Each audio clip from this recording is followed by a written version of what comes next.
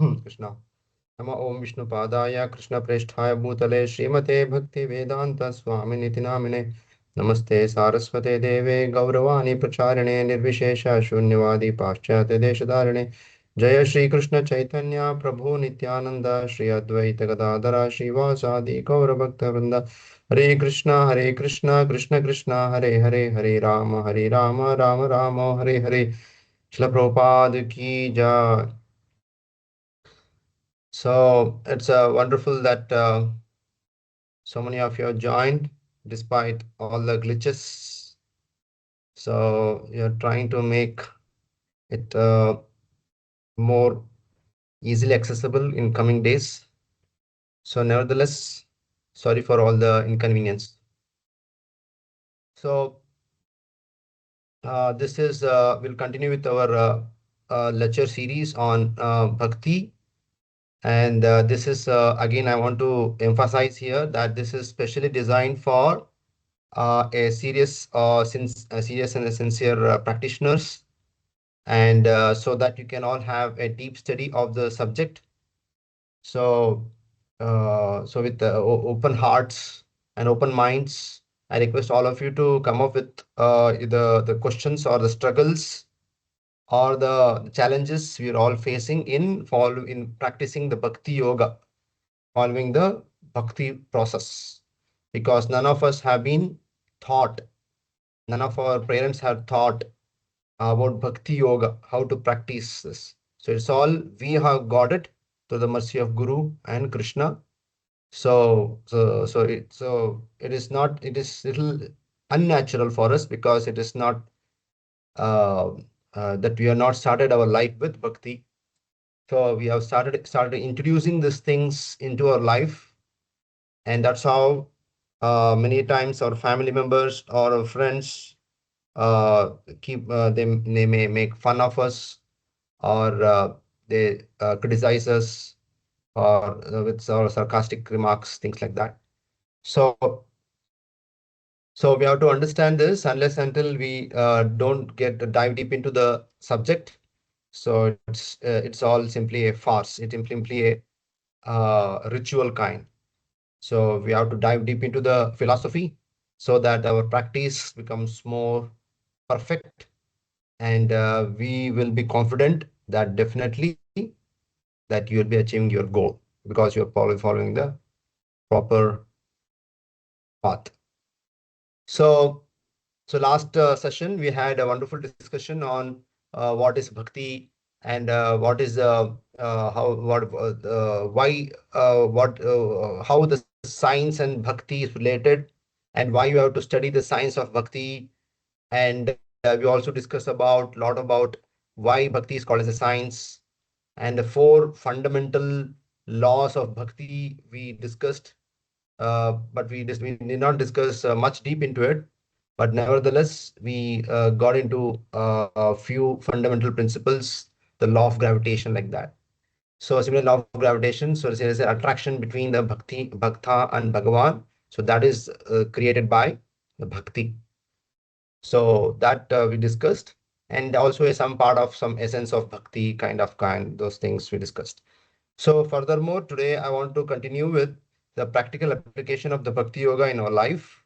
Uh, um, and after today's session, so we'll go back to our fundamentals, that four fundamental laws of Bhakti which I was discussing. So that will go in the next class. So before that, I want to make you understand what actually Bhakti, the different uh, uh, the practices of Bhakti is all about. Because we all have heard that we are all our eternal souls. We are all intrinsic part and parcel of Krishna. And the human life is a kind of a journey that awards us to reawaken, reestablish a relationship with Krishna, with our original source, reconnect back to our original source. And over this process, there are many. We also discussed last week about yoga, Gnana Yoga, Ashtanga Yoga, Dhyana Yoga, Karma Yoga, Raja Yoga, so many different yogas to connect ourselves to the God. But Krishna, as Krishna recommends in Bhagavad Gita, the best process of knowing about Him is by Bhaktyamam Abhijanati. So it's only by Bhakti Yoga is most effective and it's most powerful spiritual path where one can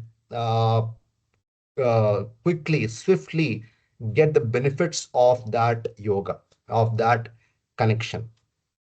So let's call this just like Ashtanga Yoga, Dhyana Yoga, and all those things. Bhakti Yoga is nothing but is the yoga of loving devotion to Krishna. So in that sense, it is not that only we are the sufferers and only Krishna is the enjoyer, because we have to follow rules and regulations, so many do's and don'ts, things like that. It's no, we have to understand. So one joyfully, so Sukham Kartum Avyam, Krishna also says, it is very joyfully performed. You have to understand. Initially, it may be difficult for us, but over the period of time, you all feel to continue that process, dive more deep into it, and get fully drenched into it. So this is what the Bhakti Yoga is there. It's so please understand this Bhakti Yoga. It's not an armchair philosophy. Oh, I could not do the Ashtanga Yoga. I could not do Sankhya Yoga. I don't have the knowledge of Sanskrit. I don't have knowledge of um, some philosophical intricacies, nuances. So I don't know all those things. So let me take Bhakti Yoga. No, it is not the thing. So it is we have to understand. So it is not some kind of easygoing or which is not suitable for anyone. Then you come to Bhakti Yoga. Not that kind of yoga is this. This yoga is very perfect yoga, as Krishna himself says. It is an end and it's a means and end. It's both. Some people like Shringeri Mutt, or what do you call this mutts established by Shankaracharya. So they say so bhakti is a the stepping stone, but the final thing is that you have to know that you are Brahman itself. So they say that bhakti is just a beginning for you to understand that the deity worship and all those things. So after that, once you climb the ladder, so you no need to use that ladder. You can throw that ladder. So that's what the Shankara philosophy or Mayavada philosophy is all about. So but we have to understand bhakti is a means and it's the end. It's everything. It is not the beginning process or it is for the beginners, not that kind. So even though the principles, this all made because the principles are very simpler. Because but we have to understand even the principles are very simpler, but the practitioner has to know that practice is very profound, very in depth, and it demands a lot of sincerity, it demands a lot of purity, and our love for Krishna is what the bhakti demands from us. So you have to understand that. So what is the profoundness? What is the greatness? What is the very important thing that we have to take care of in our Krishna consciousness? So today, actually, we will be discussing about some 18 important principles in Bhakti Yoga. So 18 important principles in Bhakti Yoga that we have to note it down. So please keep these things, pen and paper with you so that you can note down that what are the important principles of Bhakti Yoga that we have to concentrate upon. Because you came to temple, you got a chanting, you started reading, you got prasadam, you got association, things like that. And everything is haphazard. Everything is here and there, bits and pieces, things like that. But we have to understand systematically, if you want to study the yoga, there's a Patanjali yoga, there is a Ashtanga yoga, there's Patanjali yoga, there's some other yoga, Charaka yoga. So where so it's Ayurveda, Charaka is Ayurveda. So something, there is a literature which describes about the philosophy of the process. So similarly, in just like there is a Bhakti Yoga, there is also Bhakti Rasam. So that's what Shri Chaitanya Mahaprabhu, he ordered Sanatana Goswami and Rupa Goswami to direct the other Goswamis also to write the literature, Bhakti literatures.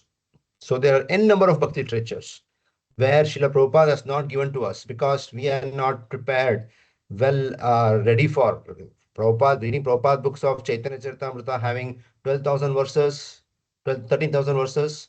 and Bhagavatam 18,000 verses, and Bhakti Sindhu, and Nectar of Instruction, Ishopanishad, and small books itself. We say we don't have time and I can't do this. But we have to understand, please keep in mind that there are there are n number of literatures like Bhakti Sindhu, and this Bhakti Sindhu is such a voluminous the book written by the Rupa Goswami, such a wonderful literature. So that Bhakti Sindhu, then Sandarbhas, the Shed Sandarbhas. So by Jiva Goswami, there is a Shed Sandarbhas, Paramatma Sandarbha, Bhakti Sandarbha. So Paramatma Sandarbha. So many Sandarbhas are there. So all those things, so huge, literature is very huge. So Prabhupada has given the concise form of all those things, the basics of this. So once you get into this, then you can really be confident in your path, in your way. That this process is what I have to concentrate in. This is listing out things, and then you can grow upon in those fields very well, progress in those fields very well, rather than having two, three ideas of Bhakti Yoga.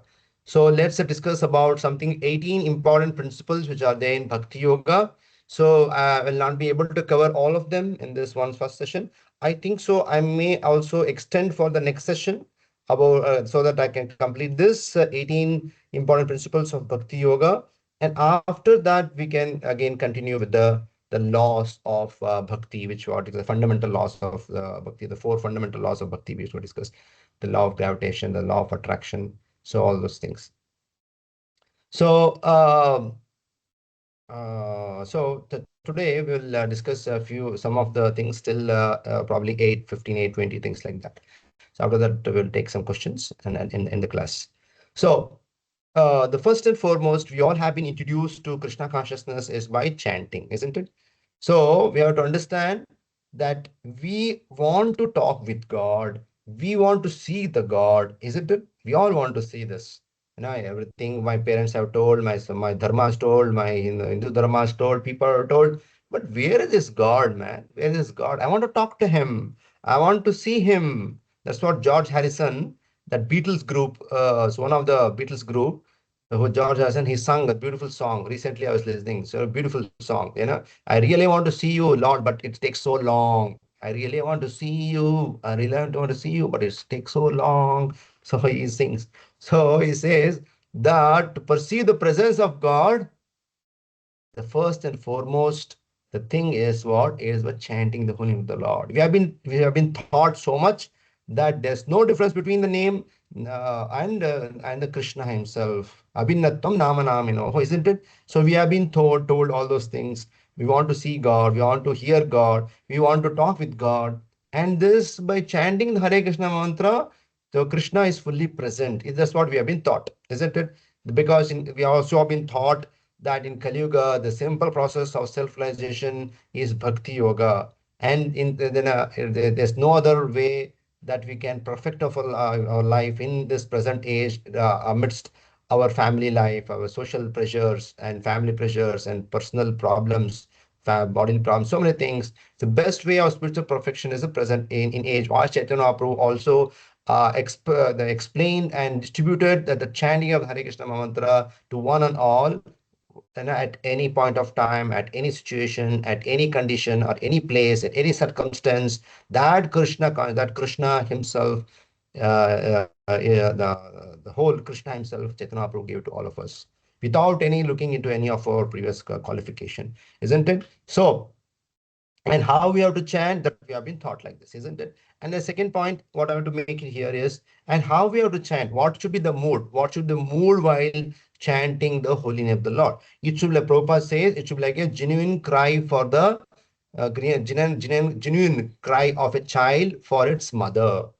So generally, when the small child is there, it always cry. It can't crawl. It is not. It can't walk. It is very young, and that small baby, it has a it is crying to their mother's help, mother's shelter and food. isn't it? So similarly, we have to chant in such a way that consciously that we have to hear what we are chanting to the words distinctly, consciously is what you have to chant. That's what has been taught. So simply by focusing on this sound vibration, Hare Krishna mantra is the only the process in taking the chanting, holy name of the Lord, nothing else. This is what, right? We have been all been taught in this way. So in this way, what will happen that we also have been taught that by doing this, our mind becomes cleansed, our heart becomes cleansed, and slowly what will happen? We get direct contact with Krishna, and right early in the morning, right? So how to do this? So we have to get up early in the morning and take your bath and get ready, get freshened, and then take the chanting of the Lord. So because the morning hours will be very peaceful and very quiet environment, and this how we can be free from all the distractions of our life, and peacefully we can chant the holy name of the Lord. And we also, third thing is, we also been taught that chanting of Hare Krishna mantra doesn't mean that you can, that you can be peaceful in your life. No, that is never thought in a Krishna consciousness. That you just take chanting of Krishna mantra, everything will be solved. You don't have to work. You can be simply happy, be happy. No, no, no. The distractions will be there, disturbances will be there, but your mind finds satisfaction in whatever you have got. So that practice will happen when you concentrate and give attention to the holy name, because Krishna and Krishna's name are non-different. And most of us also might have got experience in such things that in present day, how even though sometimes when we chant nicely or sometimes when we don't chant nicely, there are some good days and be some bad days. But sometimes our experiences will be very pleasureful. Oh, today I nicely chanted, I felt very nice today, and the next day, or we may not feel nicely, or just is it just repetition or just mechanical. It's not as inspiring, or it's just monotonous. You may feel like that. So you might all have experienced those struggles in our life. So I want to hear quote unquote what is that I have to mention here. So japa is a practice. Please understand all those things. What you understand here is japa is a practice. Just like in asana, first and foremost, they will tell you, you do this asana like this, like this, like this. It's a practice. So every day you have to have japamala. Every day you have to sit in a peaceful the place where there's no disturbances. And you have to distinctly and very clearly, we should concentrate on the chanting of the name. We have to just focus on the sound vibration to keep chanting. Don't need to think about many things about Krishna's pastimes or Krishna's things like that. Just concentrate on the holy name and nothing else. Please understand, it is a japa is a practice, and it is nothing but a spiritual discipline. So this spiritual discipline is what we have to follow every day without fail. And this how diligently when we do, determinedly when we do this practice, automatically there's an awakening of the attraction for Krishna. There's a innate spiritual joy you'll get, definitely you'll get. So that's what we have been taught. So first is chanting. So we should be clear in Bhakti Yoga. The first principle is chanting. The details of chanting are many things, but few I explain here. The second one in the Bhakti Yoga is, I said that 18 the important elements in Bhakti Yoga. Then first was discussed. Now a second important the element of Bhakti Yoga is nothing but we have to read the scripture, Vedic scriptures. So reading, so just like to give an example, so every day we have to take shower, isn't it? So when we don't think twice in taking shower, probably in cold seasons we may think, but still somehow at least even a laziest person somehow at least by 10 o'clock, 11 o'clock or 12 o'clock you'll take some bath. So at least Indians, so they take some bath and they get ready. So it is very natural for them to think that without taking bath, they would not feel good to face the day. So better take a bath and get ready. And this is what it is. That's what even in our scriptures also says. Similarly, when we take bath to the physical body, we have to give bath to the internal the subtle body also. So subtle body, which consists of the mind, intelligence, and ego, we also should give bath every day. So what is a bath? When the bath is, we should get to know by reading scriptures. So you should wake up with the realities of this material world. So you should have a clear understanding about this material world. That's what every day we should take bath. Not that today I took bath and tomorrow 3 days I don't take bath. So our system is every day I have to take bath. So this Bhagavad Gita or Bhagavatam, Chaitanya Charitamrita, and this helps us to no, it helps us to the cleanse all the dirt which gets accumulates in our mind day to day. So very importantly, Krishna explains there are four. Krishna explains. I was just going through this Bhagavad Gita that Krishna explains the four beautiful metaphors in Bhagavad Gita regarding the reading of scriptures by the spiritual practitioner. So one is called as a Gnanagni Dagda Karmani. So Krishna says, Gnanagni Dagda Karmani. Gnanagni means the fire of knowledge. So Krishna says, probably in 4.19, Krishna says, Yasya Sarve Samarambhe Kama Sankalpa Varjitaha Gnanagni Dagda Karmani Basmasat Kurute Arjuna. So something like that, the verse is there. So please understand Gnanagni Dagda Karmani. So the Gnanagni Dagda Karmani is what we have to understand, that the fire of knowledge can burn all our karmas, all the bank balance which we have been carrying from life after life after life. All this can be completely forgotten, can be completely removed, can be completely burnt. So here the better way of interacting in our world is first and foremost burn all your baggages and then freshly you can enjoy in this material world, isn't it? That's what Krishna says. So ultimate purpose of all this karma kanda process is to educate the living entity to come out of this the cycle of birth and death, isn't it? So that's what we have to read the scripture so that we can assimilate the transcendental literature. We can internalize the spiritual thoughts, and this way we can completely act in knowledge. So knowledge acts as a fire here, which can burn all of our sins, and then with that knowledge we do our activity with our work. So we have to understand that you should have knowledge about what you're doing. So that Krishna says gnanadi dharma. Then for second one, Krishna says about gnana plava. So gnana plava, gnana means knowledge, and plava means a boat, is a boat of knowledge. So Krishna is explaining about the boat of knowledge. What is that? Just like in this material world, there's a it's considered, or it's related to the ocean. So this material world in the ocean has lot of turbulent waves keep coming. So there's a series of waves which captures a person when he wants to swim there. Practically he'll be drowned. In the swimming in the ocean is very difficult to swim. So please understand. Similarly, in this material world, there is n number of waves of misfortune, waves of reversals, waves of challenges, struggles, and so many things keep coming. All the sufferings or different waves of sufferings keep coming and hitting us. It's inevitable. We can't stop the waves. We can't say when all the waves stop in the ocean, then I can go and take bath in the ocean. That never happens. It's inevitable. So similarly, these waves are very powerful. It captures us and pulls us. It captures and it pulls us into the ocean. So similarly, material world is like this. So we have to understand the spiritual knowledge is considered as a boat, a beautiful boat, which can cross us from this material tribulations. Material tribulations. So please understand.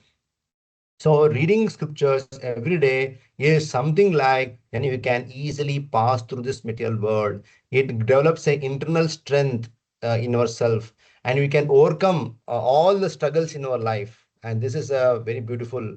So that Krishna also says, first one is Gnanagni Dagda Karmani, and second one is Gnana Plava. Krishna says, in one verse it say, Api chet सपापेभ्यः पापकृत्तमः सर्वेभ्यः पापकृत्तमः सर्वज्ञानप्लवेनैव वृजिना सन्तरिष्यसि. He's saying survey ज्ञानप्लवेनैव, survey ज्ञानप्लवेनैव. So please understand. So It's a boat of transcendental knowledge that we have got, so that we can easily pass through the ocean of this miseries, as Krishna says.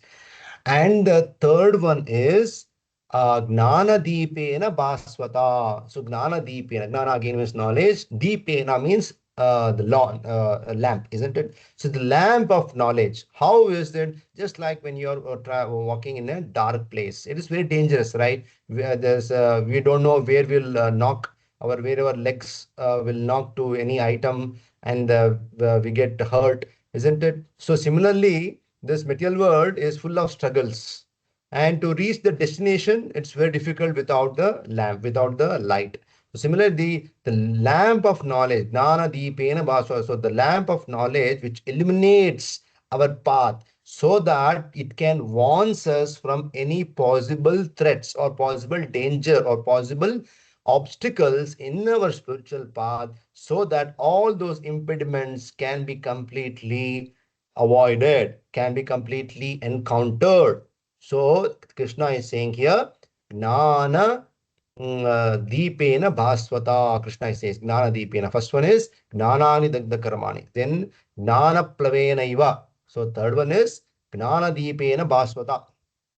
So we have to understand, and this how we can, with the help of this shining, with Asatoma Sadgama, we say this sloka, right? So this shining lamp of knowledge can keep our consciousness always awake from all the dangers of our life, and ultimately we can reach our goal of our life. So that is the reason for reading our scriptures. First is Gnanagrit Karmani, which burns off all our karma. Second one is it acts as a the boat. In boat means peacefully you can cross over the ocean. So you don't have to be struggling from all the waves, hits of the waves, all the miseries of this material world. So easily you can cross the ocean. Third one is Gnana Deepena, when we are completely ignorant about what is there in front of us, all the obstacles, all the struggles, and all the encounters in our life. Best is to have a light so that you can escape, or you can avoid all the struggles of this material worlds. That's what Krishna says. So Krishna says, what is the sloka? This Krishna says, Tesham evanukam partam aham agnanajam tamaha nashamya atma bhavasto gnana deepena bhaswata. So it is says a 10.11. So in 10.11, Krishna says, Gnana Deepena Bhaswata. So, Gnana Agnit the Karmani, Gnana the Plava, and Gnana Deepena. And the fourth one is Gnana Sina. So this is Gnana Sina. So what is it? Asina. Gnana means again the knowledge. Asina means a sword of knowledge. It is a sword. The sword of knowledge. So to give an example, if you have a garden and if you're not tended to it, for probably a long time, probably 2 months or 3 months, then what will happen? All the weeds will take over your garden. And unfortunately, what will happen if you further neglect clearing all the weeds from your garden? Then further it will become so harder for you to uproot the strong roots of these weeds, isn't it? Similarly, here you have to understand the garden of our spirituality is also like that. So if we don't care that, then all the weeds of I and my and all the shortcomings, all the lacunas, all the misgivings of our heart, it becomes so strong, and then it will be difficult to get out of this. So generally, may be happening. What is that? I've taken spirituality like this. Am missing out so many things? I'm so many friends I missed out. What is this? Am I making the right decision or not? So is God Krishna really exist or not? So we may have a lot of such doubt, unattended doubts, which are just like a demons. So please understand, unless until you don't uproot those doubts, then it will only kill you. So this kind of knowledge, which is compared as a sword, can cut down all the doubts a person as a sadhaka, who wants to determine, want to get determination in his life, have some patience and enthusiasm in his life. If it is not helping, it is only because of his weeds, his roots, the roots of the roots of his weeds are very, very strong. So the roots of his weeds has to be completely eradicated. And thus can be done by Gnana Asina Matparaha. So that Krishna says probably in 4.42, he's saying Tasmat Agnanajam Sambhutam Ritstam Gnanasinatmanaha Chitvainam Samshayam Yogam Attishto Tishta Bharata. So beautifully he's saying that Gnana Sinatmanaha. So then all the ignorance of our heart can be completely slashed out, can be completely destroyed by the weapon of knowledge. This was what Krishna is saying. So please understand these four things. Krishna is not only why Prabhupada is saying, oh, read. No. Krishna is saying all these four important things. I told Gnana Deepena, Gnana Plava, Gnana Sina, and Gnanadipena Bhaswata. So, Gnanagni Dagda Karmani, Gnanadipena, Gnanaplava, and Gnanasina. These are the four things we discussed now. So, the chanting of Hare Krishna mantra is very, very important. So, the important element of Bhakti Yoga is the third one is the devotional service. Please understand. So, practical devotional service is very much important. So, when you start reading all those the literatures, so your study should give rise to a vigorous spiritual practice. So that what your study should all mean to. So just like we get to know that what is the poverty rate in India and how we can do water census, how many people the struggling water from what, then you get the full statistics. Just like now the Karnataka government is making caste census. Such a foolish people they are. They want to make a caste. You should be completely free from all the caste.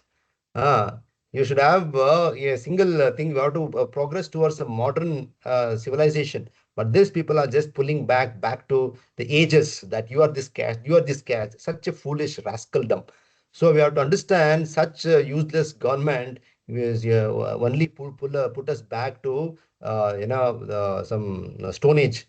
So please understand. We have to understand that the by doing practitioner so similarly when you get to know the spiritual activity, spiritual knowledge, then you start acting upon it.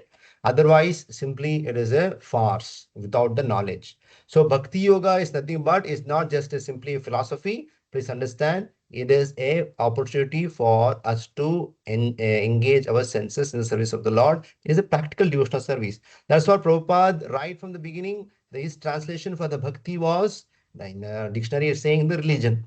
Prabhupada says it is a or devotion. Prabhupada says a devotional service. Prabhupada says.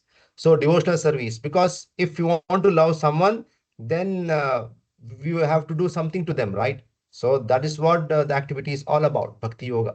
So maybe making flower garlands, it may be decoration or cleaning a temple or preparing for some festival or some cooking. And this is how we can engage ourselves in the practical devotional service.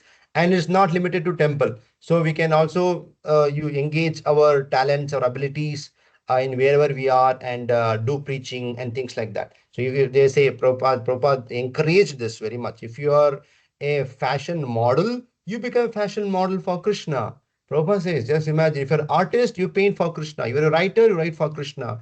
So anything is there. So you just engage your talents and abilities in the service of Krishna, and that's how you can transform your devotional service for the pleasure of the Krishna. Transform your abilities and talents, your traits, your your nature, your nature, some nature we may having. So that nature, when we dovetail in the service of Krishna, offer it back to Krishna, and that becomes a motivating factor for us. Because anyway, naturally, I want to do this. So just add Krishna into it and offer back to Krishna, and that's how further it we feel will not be feel tired in doing that. We'll feel more pleasureful in doing that. So please understand, such practical devotional activities help us build our personal connection with Krishna by bringing Krishna in our life. And this all which can always remind us that we have to do a selfless devotional service to Krishna. So best is whatever you are good at, you engage that in the service of Krishna to start off with. Then because when you start loving it, you don't feel selfish about it. You know? when you start loving some of what you're doing, then you become very selfless, because you want to do more, not for the money. You do want to do more, not for anything else, because you like it, you love it. Similarly, we have to engage our abilities and talents in the service of Krishna. So the important element of Bhakti Yoga is devotional service. And last 10 sessions, we completely discussed about what is the importance of doing devotional service in Bhakti Yoga. Anyway, so we'll go further. The third element of Bhakti Yoga is nothing but uh, the diet or the food. So the spiritual food, the food which is free from karma, a karma free diet. So we all know this, but you should know that what is the different elements of Bhakti Yoga. So we prepare a karma free diet, a vegetarian food, and we offer to Krishna, because Krishna says patram pushpam palam toyam. In that way, offer to Krishna as a gratitude, and pray to him, and as a mercy of the Lord. Krishna, we take it as a blessings, or as a prasadam, is it? So prasadam is nothing but is considered as a mercy of the Lord. Prasadam sarvadukkanam hani rasho pasannete chasayasya. So very much important. Krishna says what that so for all our sufferings and miseries in our material life, the best medicine, the solution to clear all our sufferings and this thing is for prasadam. So we should eat only karma-free diet. So when that's what very much important, that when it is like an antiseptic vaccine also. Not only you are eating, you are nourishing your soul, but also you are protecting from any future the dangers. You become immune to any future dangers. Yes, one is you can vanquish or destroy all of our past sinful activities. And the second, by eating prasadam, what will happen? You become immunized, you become immune to all the future material contaminations. So you have to understand this, that the importance of prasadam is so much. In fact, the whole ISKCON, Srila Prabhupada started his ISKCON by cooking himself, even though a 60-year-old man, 60, 65-year-old man, 60, no, just imagine 65, 69. So that age when Prabhupada was there, just can we imagine our own grandfathers cooking for us? No. So Srila Prabhupada used to cook, used to offer, used to feed the devotees, and that's how devotees got be completely, their all sinful activities was eradicated, destroyed, and further they become immune to any further material contaminations. So that we ourselves have seen that how that Prabhupada used to say that eat in a way that you go back to Godhead. So just by eating prasadam, you can go back to Godhead. So in humans, there is no, I feel there is no example in the scripture saying that simply taking prasadam will go back to Godhead. But Prabhupada is saying here, by taking prasadam, definitely all it helps us in eradicating all of our previous sinful activities, and also become immune to any future contamination. But at the same time, we should do practice of the Bhakti Yoga. So this very much important that we have been all practicing. So this is very much important. We should not eat anywhere outside or in a relative's house or anything unless until if it is not offered to Krishna. So this is very much important that we should follow the self-discipline by eating only Krishna Prasadam. So the fourth one is the third is having a diet, and the fourth one is importantly is to worship the deities, worship the lordships, either at the temple or at the home. So you should have a sacred space. Best is what I would say here, I would want to mention here is have a sacred space in at your home. Every day you can't come, you can't stay in temple and do all those activities. So there's no other place like home for all of you, isn't it? So there's a home is everything for all of you. So similar, especially the best is the temple. That's what it's called as a mandir. Mandir means where you find peace or tranquility or happiness or steady in your mind is called as a mandira. So you make your house a temple, you transform your house into a sanctuary, into a peaceful place, so that you can reflect, so you can refocus, you can rejuvenate your soul, mind and soul by being there in front of the altar. So we should have an altar. We should have the photos or the deities, and this is also very much important anga, important element of bhakti yoga. And by being at home, you should always, what happens, we'll always remember, oh, now we have to offer arti or doing offering or Hare Krishna mantra will be going on. So you always be cautious that you should keep the house clean and tidy, and not that everything is cluttered here and there. No. So you should always keep clean things, everything around your house, so that your mind is the same thing. It reflects to your mind also. It becomes very peaceful and calmful when you have everything home clean and tidy. So by this, very much important, by setting up an altar in the house as a central hub of all of our activities in the home is very much important, so that the family in the home can come together and do kirtan or hear Bhagavatam or do worship of the Lord. And this would definitely brings the family together, more stronger bonds you can have, keeping Krishna in the center. Get up early in the morning, offer obeisances to the Lord, and offering the prasadam. And this way, you will be engaged in the service. So in this way, one can personally direct their senses in the service of the Lord, and you can have a direct reciprocation also if you are very pure enough to do your devotional service. Definitely you can have one-on-one reciprocation from the Lord. So, and the fifth one is we have to understand, we should to keep, even though you should have a house, the fifth anga or the fifth element of devotional service, the bhakti yoga, is we have to keep Krishna in center of our lives. So generally what happens, we think the family life, okay, the deity is there, temple is there, the house, we have made an altar, things like that. But we should always keep in mind our motive of having a altar in house is not to get attraction from other people. Oh, that Mataji, that Prabhuji is doing night devotional service. No, the main motive, the main purpose, the main intent of your activity of having a altar at your home is to have no, you should have Krishna in center. That mood, that he is the owner, he is the master of everything.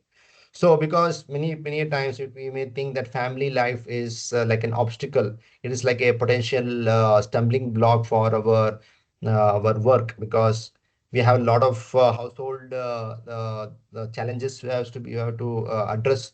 We should have a lot of social obligations of our in-laws or things like that we have to address, and we have to pay our bills, that we have to do all this lot of things, with we feel that this family life is a big impediment for my spiritual progress, because they may be in the process of our family life, there will be a lot of quarrels, there will be a lot of tensions, or a lot of stresses, or personal relationship the problems or misunderstandings which will come in. But please understand that when you think that Krishna is in the center of my house and he is the owner, that's why every day in our temple also, even the temple is there, things like that. Every day in the morning, we offer everyone's achievements or sadhana. So that this devotee, most of you have come to the Mangalarti, you can see that we offer the Sankirtan Sevas course, that this devotee collected this much and he contacted so many devotees, and this so much books are distributed, so much prasadam were distributed, isn't it?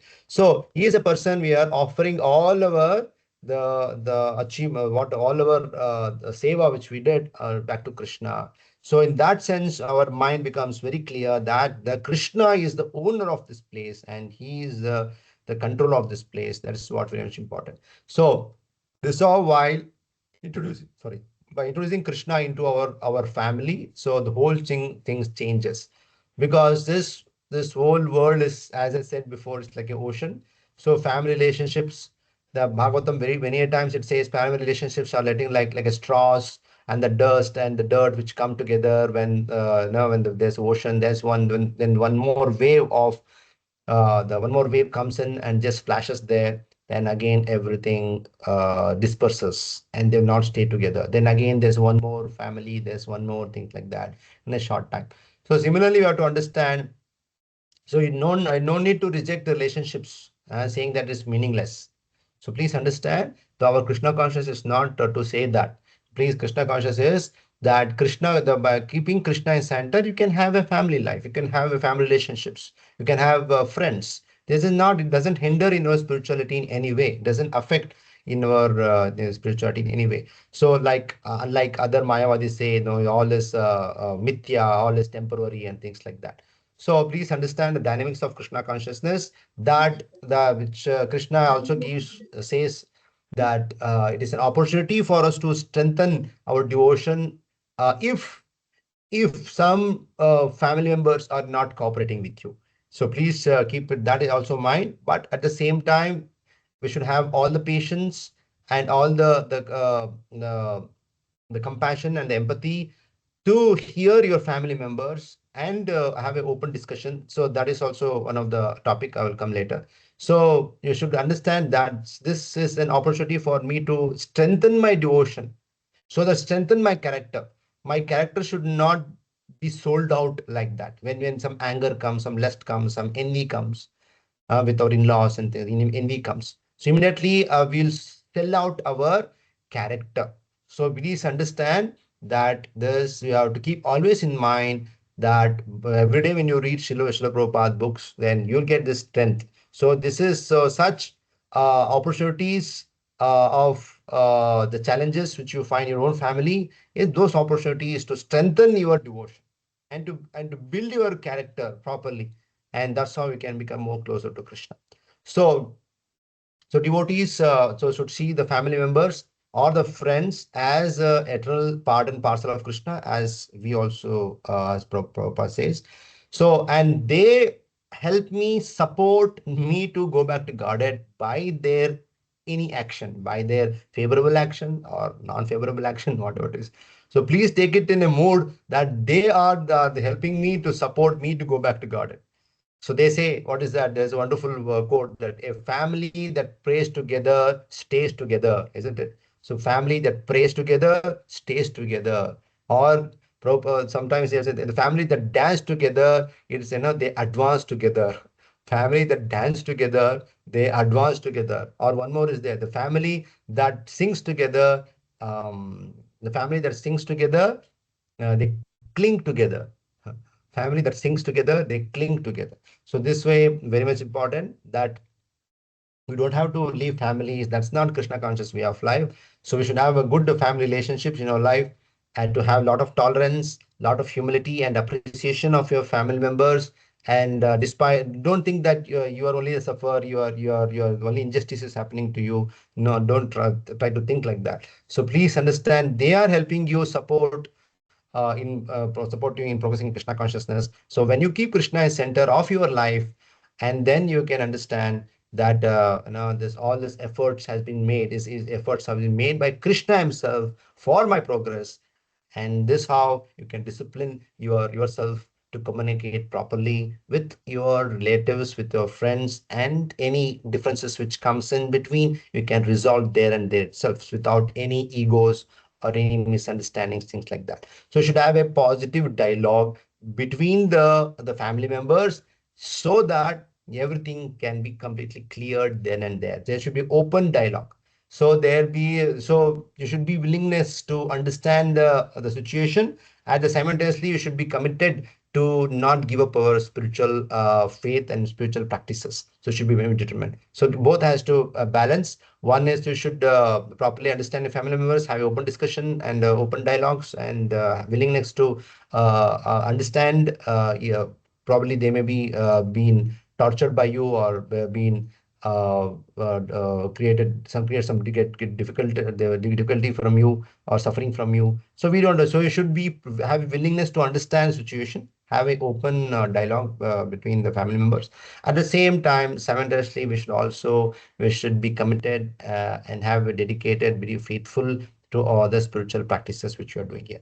So this the remaining the elements I will discuss in the future sessions. So as I said, there will be 18 important the elements of Bhakti Yoga. So today we discussed five of them, and the furthermore we can discuss in the next class. Once it finishes, again we can go back and get into this subject. So So anyone has any questions, so we can discuss, else we can end the sessions today. Hare Krishna, Prabhuji. Yes, Mataji. Uh, Prabhuji, the practical devotional service done in the temple is considered more important as service, or whatever service we do to the Lord at home is also considered equally important as practical devotional service to the Lord. Yes, both are important. This we can't say that that is greater, this is low, because it's all depend upon your mood. If you are getting more enthusiasm, more happiness, more encouragement by coming to temple, well, that you should pursue it more. If you are getting more encouraged or getting more enthusiasm and more fire, more passion to do to do deity service at home, yes, you are allowed to do that. So the main mode is what we have to really look into, because everyone's nature or things may be different. Because some people maybe not interested in doing devotional because of family issues or family members, many other factors. So they may get some enthusiasm or some the encouragement to see those things in the temple. So we should definitely say there's no difference in doing devotional service in temple and in the at home. There's no difference at all, because it is only the mood, because it's your engagement, your involvement is what important is. Even though the Lord personally, Radha Krishnandra is there personally there, he is present there, because six times offering, six times arti, devotees are dedicated. Time to time, kirtan, bhajan, there's a lot of devotees, the souls from different parts of the country, world, they come and see there. There's the deities are attracting. Yes, Lord is there, completely there. Again, what matters is your involvement in again engaging in the service of the deities there. How much you will be really appreciating the presence of the Lord in the temple is a matters. So if your involvement in the house is much far better than the temple, and there's no difference in your reciprocation with the Lord, whether in the temple or in the house. There's a lot of instances in our spiritual stories also, how when in Vrindavan there was no temple at all. Uh, there was no temple where Goswamis went. So then when the Goswamis went, then the deities himself came. Last time we discussed about Sanatana Goswami, how Radha Madan Mohan was attracted to get service from the Sanatana Goswami. He is so greedy. Radha Madan Mohan was so greedy to get service from the Sanatana Goswami. He, despite Sanatana Goswami's humiliation. Sanatana Goswami is humiliating Madan Mohan, that I can't give you salt and ghee. Tomorrow you'll ask Rajbhog. Where can I bring? I am a sadhu. So this is a spiritual humiliation. The divine humiliation is a transcendental humiliation. So, but still, that Radha Madhava did not give up that. So similarly, then the temples came up, the devotees built temple, devotees going there. Otherwise, everything they have to do worship on their own, and that's one. Even Radha Raman also. So you have to understand. So the deities get manifested later, and the devotees come there. So there's no difference between the temple and the home regarding your involvement and your passion, whether it's there or here, that you have to assess, and you have to continue that way. Yeah. Anything else? Thank you, Prabhuji. Hare Krishna. Okay, then thank you all so much for patientful hearing. Prabhu, And one next, question. hmm, Prabhu, Upasaka andre ಏನ್ Prabhu? What does Upasaka mean? upasana means one who Upasana. practices. Hmm. One who practices the process is called as a upasaka. Hmm. Upa means near. Upanishad means upa means near. Nishad means to hear. So Hmm. similarly, uh, upakarana, they say. What is upakarana? Upakarana means upa means which is very handy, very comfortable, and karana means object. So all the instruments which we use for our comfort is called as upakarana. So upa basically means it is near, and also it also means it is upasana means one who is very studiously, very sincerely, he is a student, want to pursue the subject matter. He is upasaka, like a mantropasaka. We can say mantropasaka is very complete. Mantropasaka means he has rules, regulations. He has to sleep on the floor, eat on the floor without any plate or something, and only without salt. You have to mix everything and eat. And for so many times, you should be simply chanting and chanting without any talking with anyone. After the Purushana process of 12 years, then he will get mantra siddhi. Mantropasaka. So, like that, you are upasaka of what? Of diving deep into the spiritual subject matter so that your philosophy and your understanding becomes more stable and more concrete so that you can build a beautiful kingdom above it. Harinam Diksha. Thank you all so much. Thank you all patient Thank you, hearing. Prabhu. Hare Hari Krishna. Bol, Hare Krishna. Wish you all happy Dasara and Ayudha Puja. May Radha Krishnandra bless you all with all the Krishna Bhakti and Krishna Seva and continue into your spiritual progress and spiritual journey. Srila Prabhupada ki Thank you, jai. Prabhu. Hare Krishna.